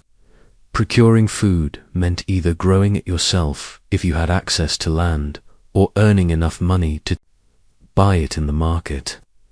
There was no guaranteed family meal waiting for you. This meant shrewd budgeting and careful planning were crucial. You'd know the price of a bushel of oats, the cost of a good cheese, and where to find the freshest vegetables. Your meals, while simple, would be entirely a product of your own labor and management, a testament to your hard-earned independence. Beyond sustenance, your appearance, specifically your clothing and overall look, as a medieval single woman, was not merely a matter of personal taste. It was a practical necessity, a reflection of your status, and often dictated by the demands of your daily life. Forget fashion magazines and trend forecasting. Comfort, durability, and decency were your primary sartorial concerns. Imagine preparing for your day. You wouldn't be rummaging through a vast wardrobe. For most working single women, your clothing would be simple, sturdy, and practical. Your basic garments would likely consist of a long linen undergarment, topped by a tunic or a gown made of wool or coarse linen. These materials were durable, warm in winter, and relatively easy to clean by medieval standards, which means infrequently. It's like having a capsule wardrobe, but with significantly fewer options for pop of color. One mainstream historical fact is that sumptuary laws existed in many medieval societies, dictating what various social classes could wear. While these laws were more strictly enforced for the nobility to prevent commoners from emulating their finery, they still subtly influenced what was considered appropriate for someone of your station. You wouldn't be sporting ermine fur or silk brocade, even if you managed to somehow acquire it. Your attire signaled your place in society. A quirky tidbit, the color of your clothes often depended on the natural dyes available and your economic status. Undyed wool in shades of brown, gray, or cream was common. Brighter colors, like reds or blues, required more expensive dyes and were therefore reserved for the wealthier. So, while you might dream of a vibrant gown, you'd likely be rocking various shades of earthy tones. Historians still argue whether the prevalence of muted colors was solely due to cost or also reflected a cultural preference for understated elegance among the working class. For practical purposes, your outer garment, often a simple tunic-like dress or coat hardy, would be designed for ease of movement. If you worked in the fields, it would allow you to bend and lift. If you worked in a workshop, it wouldn't snag on machinery. Sleeves might be rolled up, and skirts tucked up into a belt for dirty tasks. For headwear, a coif, a simple white linen cap or a wimple fabric draped around the head and neck was common, serving both as a sign of modesty and a practical way to keep your hair clean and out of the way during work. Footwear would be sturdy leather shoes or boots, designed to withstand muddy paths and rough terrain. Personal adornment would be minimal, perhaps a simple cross necklace, a practical belt for holding tools, or a plain brooch. Jewelry was largely for the elite, and anything too showy could attract unwanted attention. Your clothing, then, was a testament to your resilience and practicality. It was a uniform for survival, a shield against the elements, and a quiet declaration of your status as a hard-working, self-sufficient medieval single woman. There was no time for frivolous fashion, when your daily bread depended on your hands and your sensible attire. After a long day of practical living, even the most hard-working medieval single woman needed a respite. So, let's explore your entertainment and leisure, how you might unwind, find joy, and simply pass the time in an era without Netflix, TikTok, or even a good old-fashioned crossword puzzle. Imagine the sun setting, casting long shadows across the village green or the bustling town square. Your chores are done, your meager supper consumed. What next? For most, leisure time wasn't about elaborate performances or expensive hobbies. It was woven into the fabric of daily life, often communal, and deeply connected to tradition and the rhythms of the seasons. It's like a spontaneous block party, every time something interesting happens, but with less BBQ and more medieval folk dancing. One mainstream historical fact is that religious festivals and feast days provided significant opportunities for leisure and celebration. The medieval calendar was dotted with saints' days, harvest festivals, and other religious holidays. These occasions often involved communal gatherings, processions, feasting if food was plentiful, and various forms of entertainment.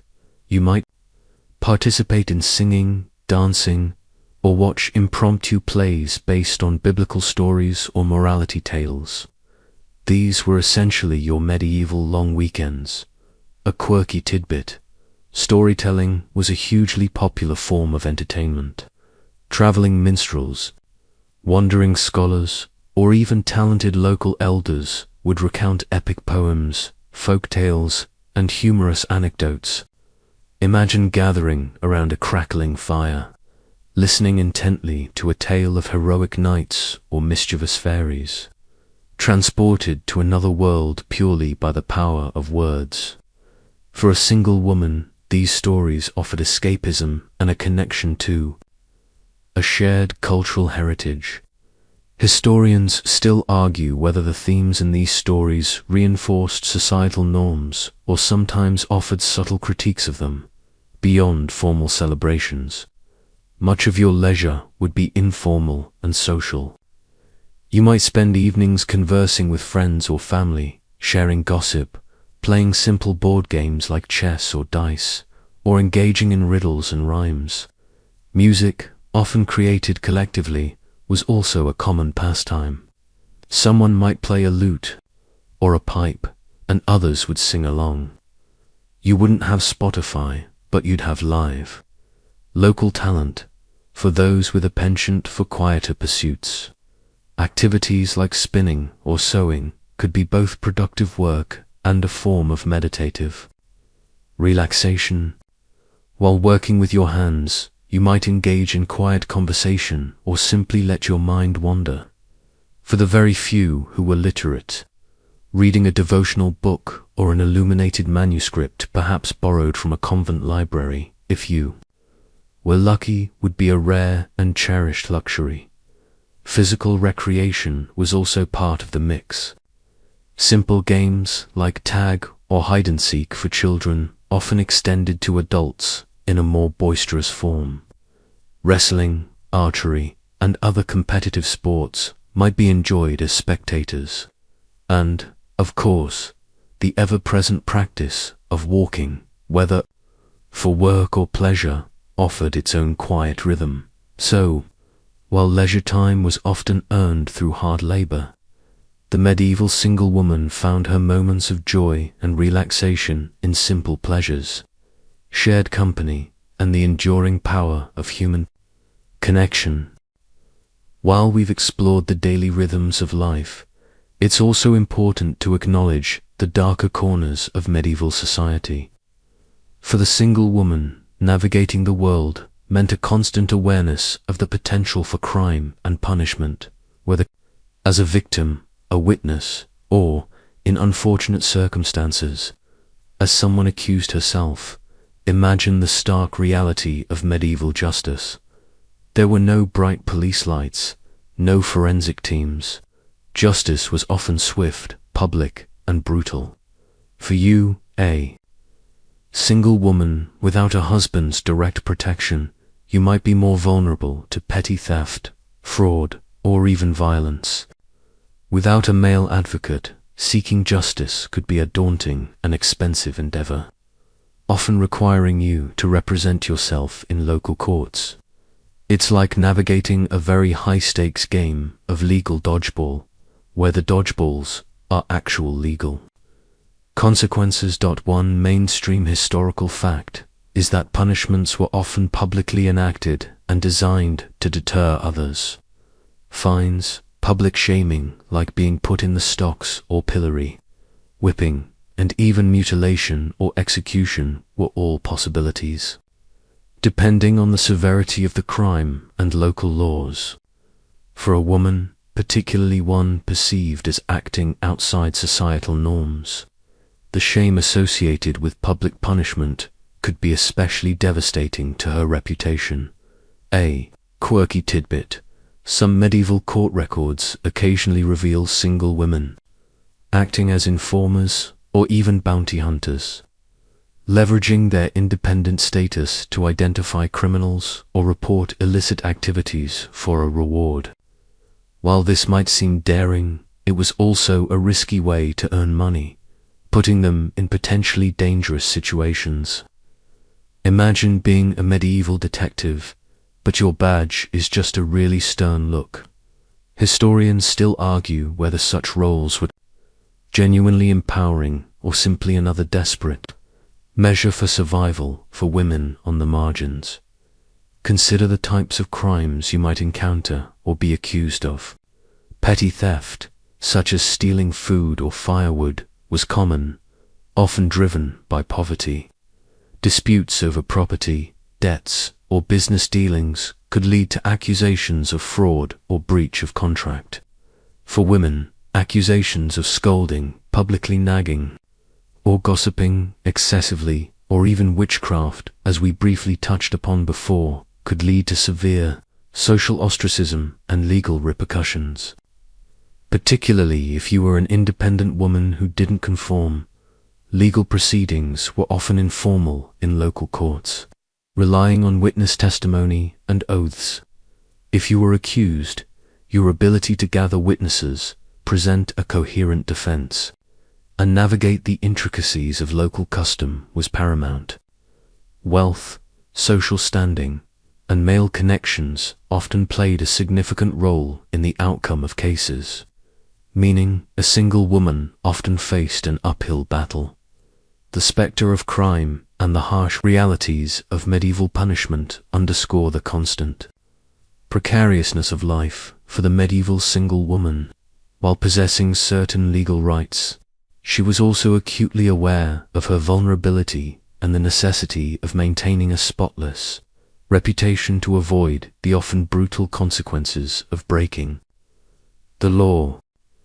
Life for a medieval single woman wasn't confined to her village or town. For some, the open road beckoned, leading to journeys of travel and pilgrimage. While perilous, these expeditions offered unique opportunities for spiritual solace, economic gain, or simply a chance to experience the wider world beyond familiar horizons. Imagine yourself, perhaps with a small satchel over your shoulder and sturdy walking shoes on your feet, setting out on a journey. The roads are unpaved, dusty in summer, muddy in winter, and always potentially dangerous. Bandits lurk, wild animals roam, and the weather is an unpredictable adversary. There are no maps as we know them, just rough directions and the knowledge gleaned from other travelers. It's like embarking on an epic backpacking trip, but without the benefit of Google Maps or a hostile booking app, and with a higher chance of encountering actual wolves. One mainstream historical fact is that pilgrimage was a common and significant form of medieval travel for people from all social strata, including women. Journeys to holy sites like Canterbury, Rome, or even Jerusalem for the truly devout and adventurous were undertaken for spiritual merit, to seek healing, or to fulfill vows. For a single woman, a pilgrimage offered a socially acceptable reason to travel, providing a temporary escape from daily routines and a chance to meet people from diverse backgrounds. A quirky tidbit: some single women became professional pilgrims, earning a living by carrying messages or tokens between distant places, or by leading groups of less experienced travelers. They would possess remarkable knowledge of routes, safe lodgings, and local customs. Imagine being a medieval tour guide, but instead of pointing out famous landmarks, you're pointing out which patch of woods has fewer bandits. Historians still argue whether these women truly found spiritual fulfillment or if their primary motivation was economic survival. Travel for economic reasons was also possible. As we discussed earlier, single women might work as traders, transporting goods to distant markets, or they might be itinerant craftswomen, moving from place to place where their skills were in demand. This type of travel was more focused and less romantic, driven by the need to earn a living. However, traveling as a single woman presented unique challenges. You lacked the protection of a male escort, making you more vulnerable to robbery or assault, you'd need to be self-reliant, resourceful, and possess a good measure of courage. Finding safe and affordable lodging, particularly in unfamiliar towns, would be a constant concern. You might rely on hospices run by religious orders, or simple inns that catered to travelers.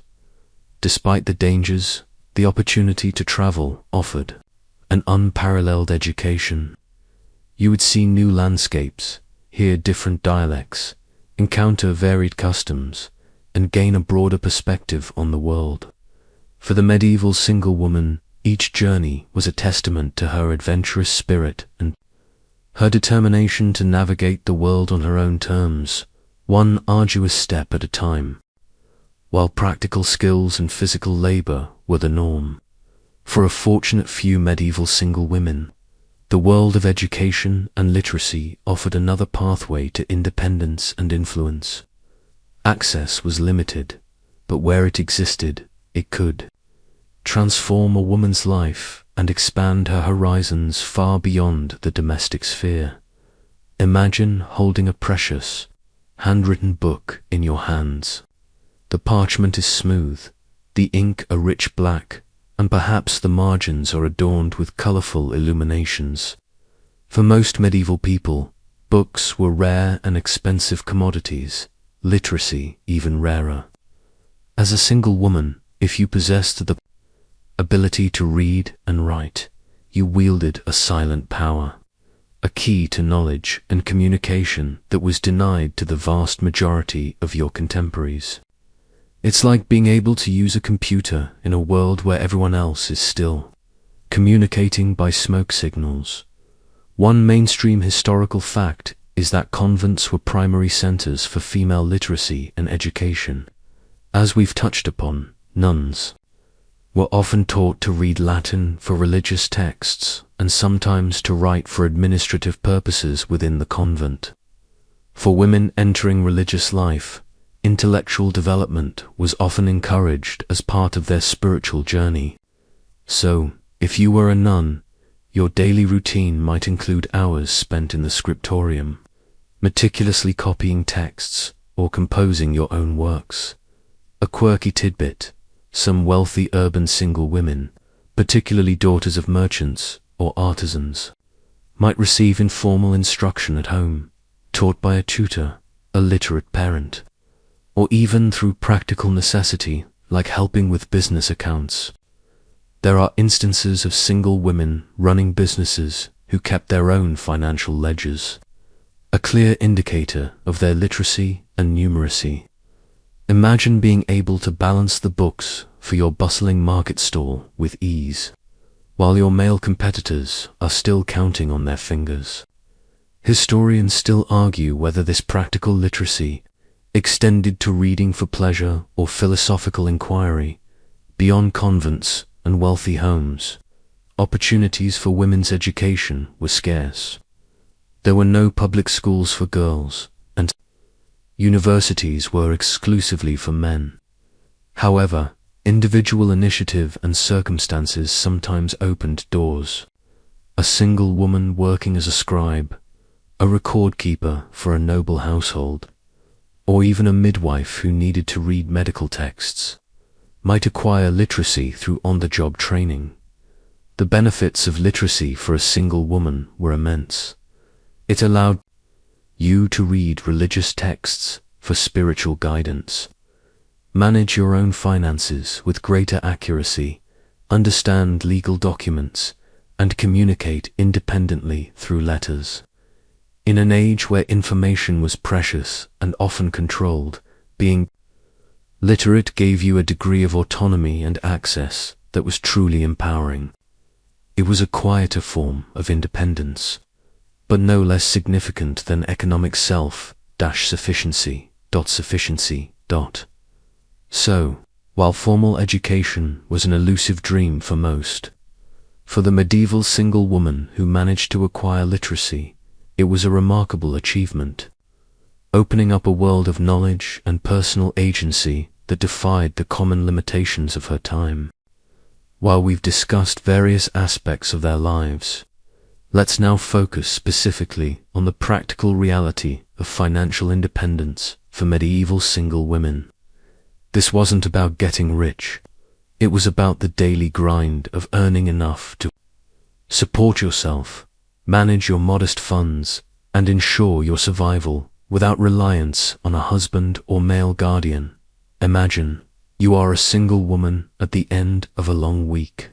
You've just sold a few bolts of homespun cloth at the market, or perhaps completed a commission for embroidery. As you count your coins, perhaps a few pence, maybe a shilling or two, you know that every bit of it is yours. There's no husband to hand your earnings over to, no patriarch who dictates how it's spent. This direct control over your own income was a defining feature of financial independence, however small the sums might seem to us today.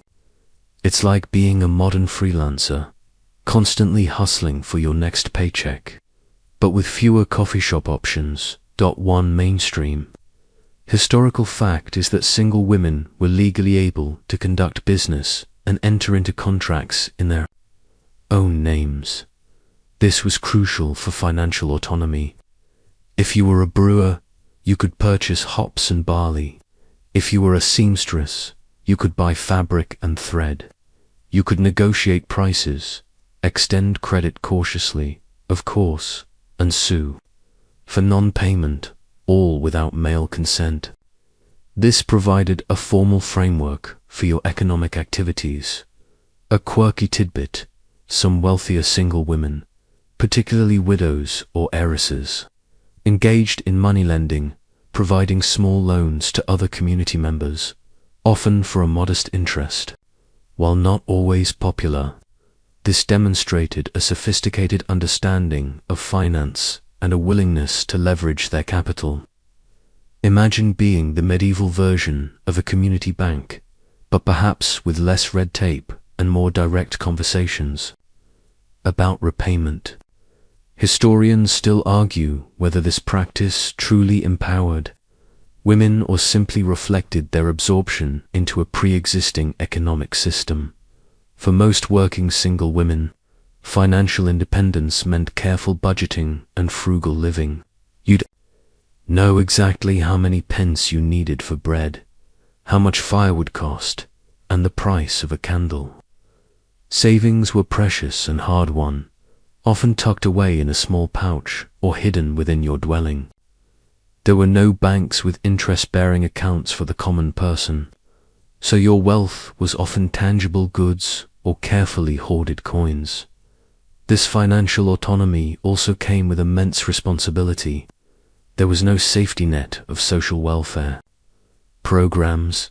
If you fell ill and couldn't work, your savings, if any, would quickly dwindle. If your crop failed or your market stalled, you faced immediate hardship. This meant constant vigilance, hard work, and a practical understanding of supply and demand. The medieval single woman's financial independence was a testament to her sheer grit and determination. It wasn't about luxury, it was about survival, self-reliance, and the quiet dignity of earning your own way in a world that often made it challenging. She was a master of her own very modest economy, a truly remarkable feat given the constraints of her era. Time, as it always does, continued its relentless march, and for many medieval single women, their journey extended into their later life and old age. This period brought new challenges, but also, for some, a unique kind of wisdom, respect, and perhaps even a degree of peace that came with a lifetime of independence. Imagine yourself now, an older woman, perhaps in your 50s or 60s, which was considered quite elderly in the medieval period, given the average life expectancy. Your hands might be gnarled from years of spinning, weaving, or working the land. Your eyesight might be dim and your steps slower. The physical demands of daily labor would become more challenging, forcing adaptations in your lifestyle. It's like retiring from a lifetime of hard labor, but your pension plan is often just whatever you've managed to put aside or the goodwill of your community. One mainstream historical fact is that support for the elderly often came from family or community networks. While single women might not have had children to care for them directly, they often relied on nieces, nephews, godchildren, or close friends. In some communities, there were almshouses or charitable foundations run by the church or wealthy benefactors that offered shelter to the destitute elderly.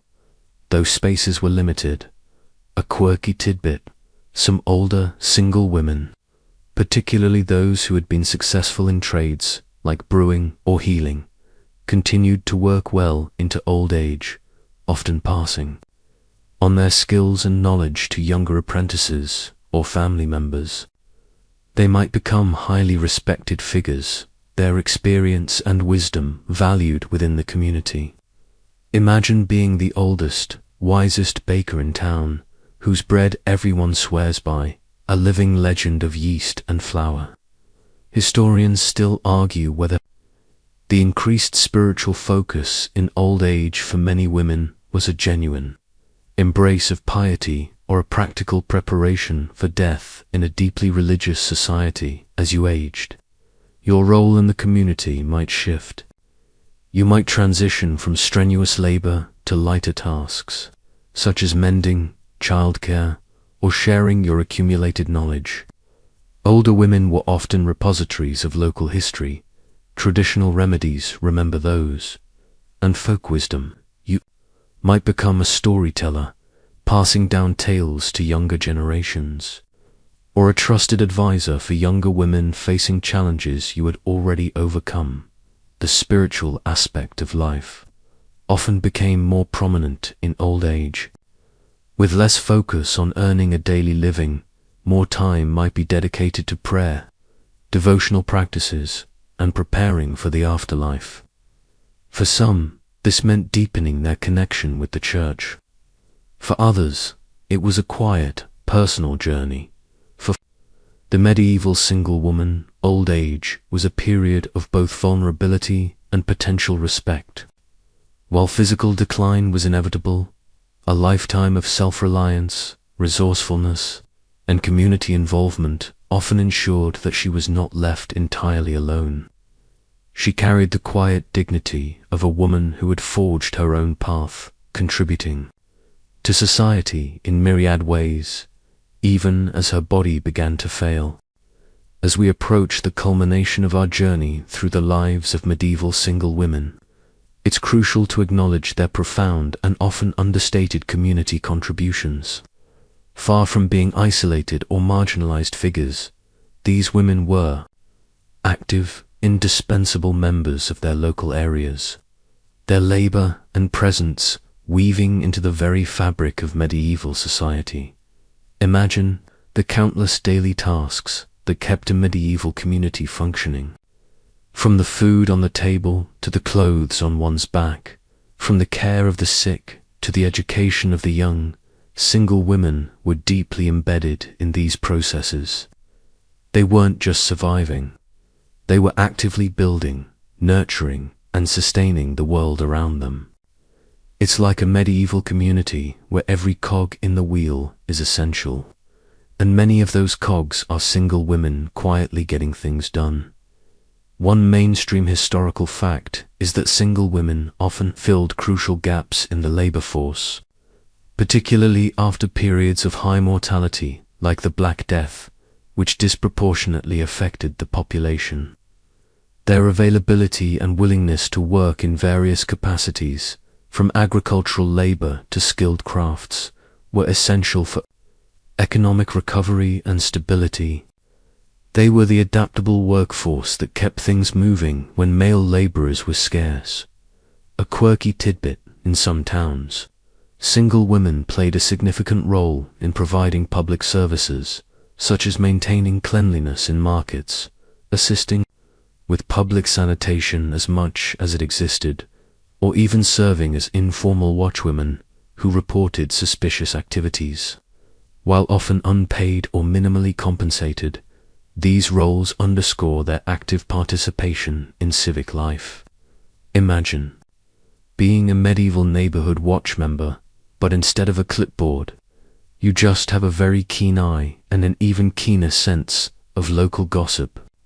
Historians still argue whether these contributions were recognized and valued by society at large, or merely taken for granted. Consider the ripple effect of your work.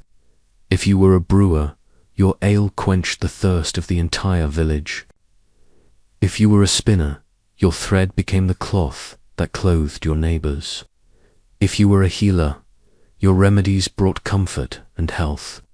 Every loaf of bread baked, every stitch sewn, every ailment treated by a single woman contributed directly to the well-being and prosperity of her community. Beyond direct labor, single women often contributed to the social cohesion of their areas. Through their participation in religious guilds, confraternities, or informal social networks, remember those strong friendships. They helped foster community spirit, organized charitable activities, and provided mutual support. They were often at the forefront of caring for the poor, the sick, and the orphaned, embodying the charitable ideals of the age. The collective impact of medieval single women on their communities was immense. They were not just individuals living solitary lives. They were integral components of the social, economic, and cultural landscape. Their contributions often overlooked in historical narratives that focus predominantly on marriage and family.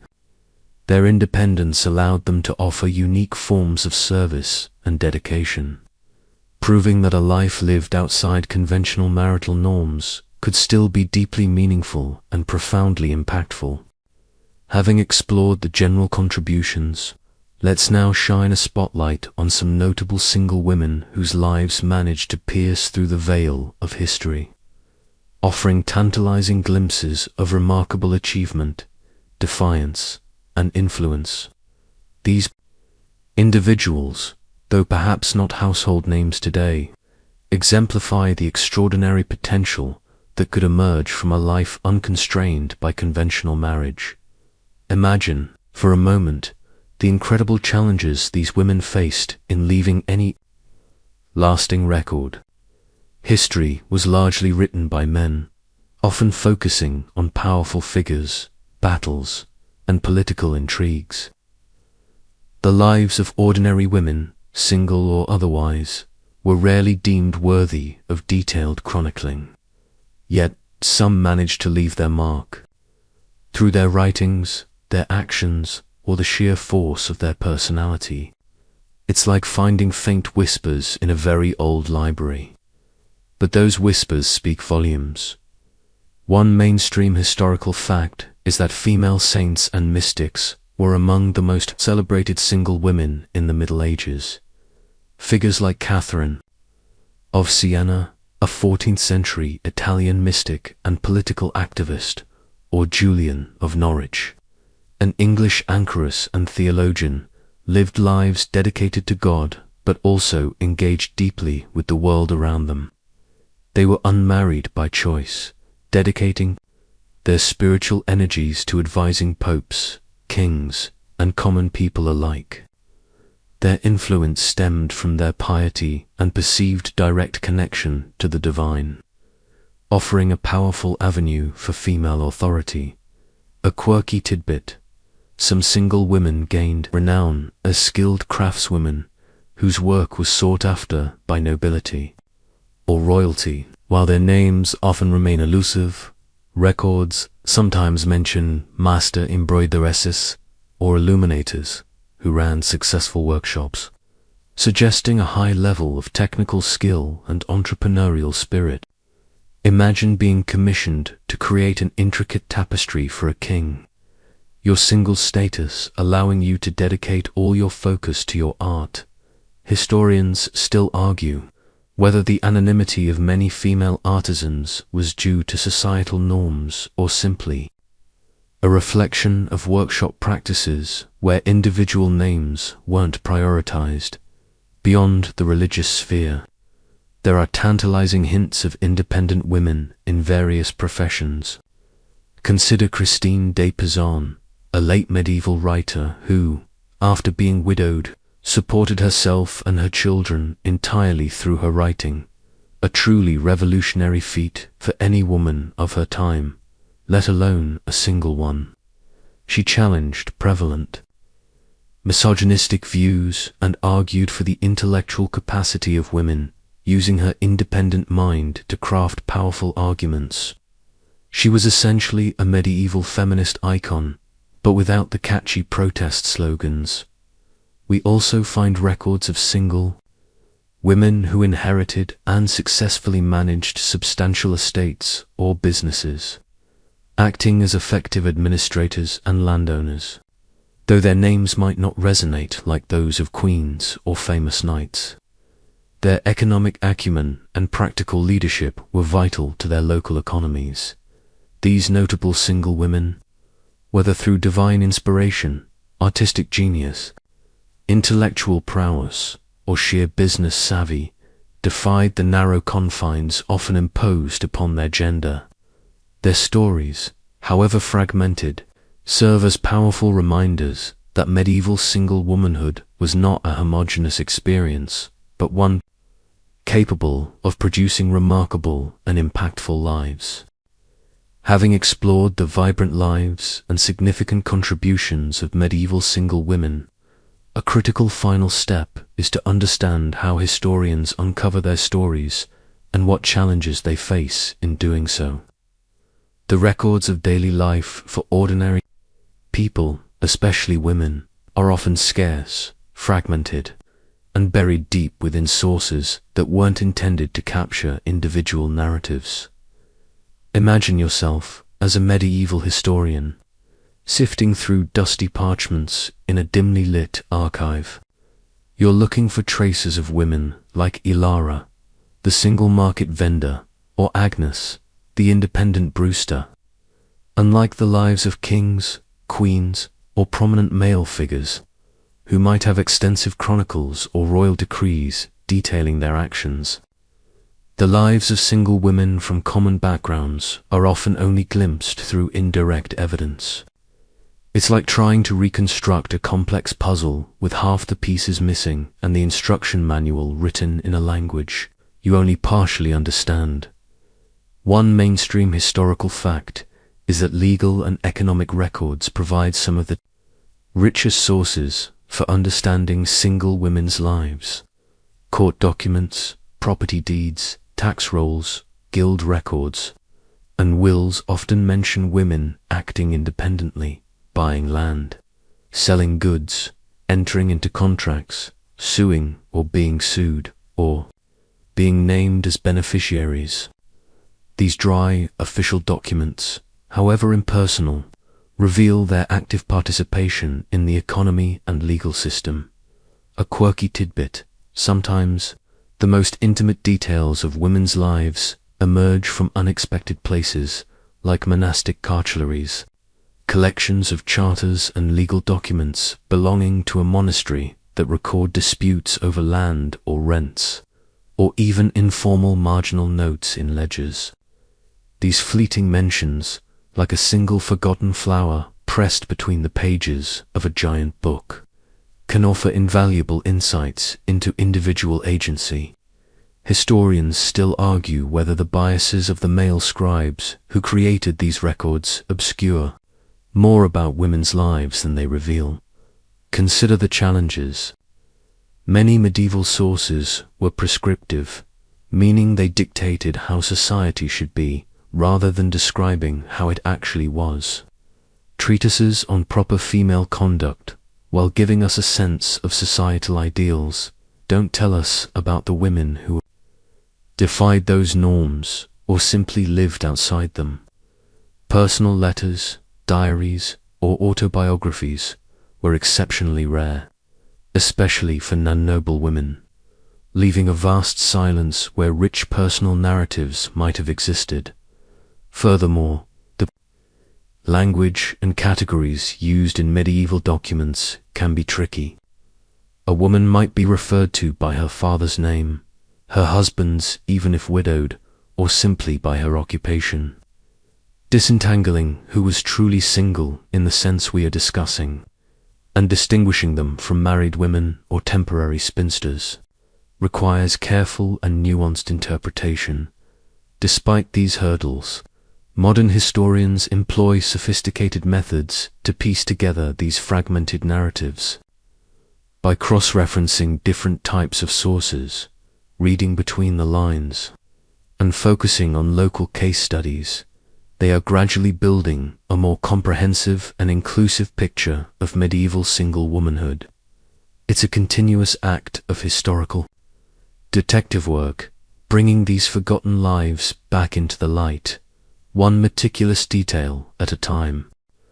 As our journey through the quiet corners of medieval history draws to a close, it's time for us to reflect on the truly diverse and often resilient tapestry of the medieval single woman's life.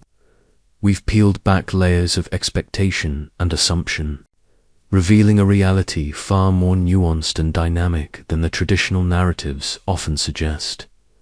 Imagine, one last time, the myriad faces of these women: the young maiden learning a trade in a bustling city workshop, her hands deftly weaving thread into cloth; the independent market woman haggling over prices with a twinkle in her eye, her earnings providing her daily bread; the pious nun within the serene walls of a convent, her intellectual pursuits as rich as her spiritual devotion; the formidable abbess managing vast estates and influencing political affairs, a surprising force in a male-dominated world.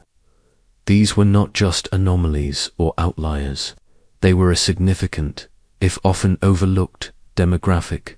One mainstream historical fact to carry with you is that the single status for women in the Middle Ages was not a monolithic experience.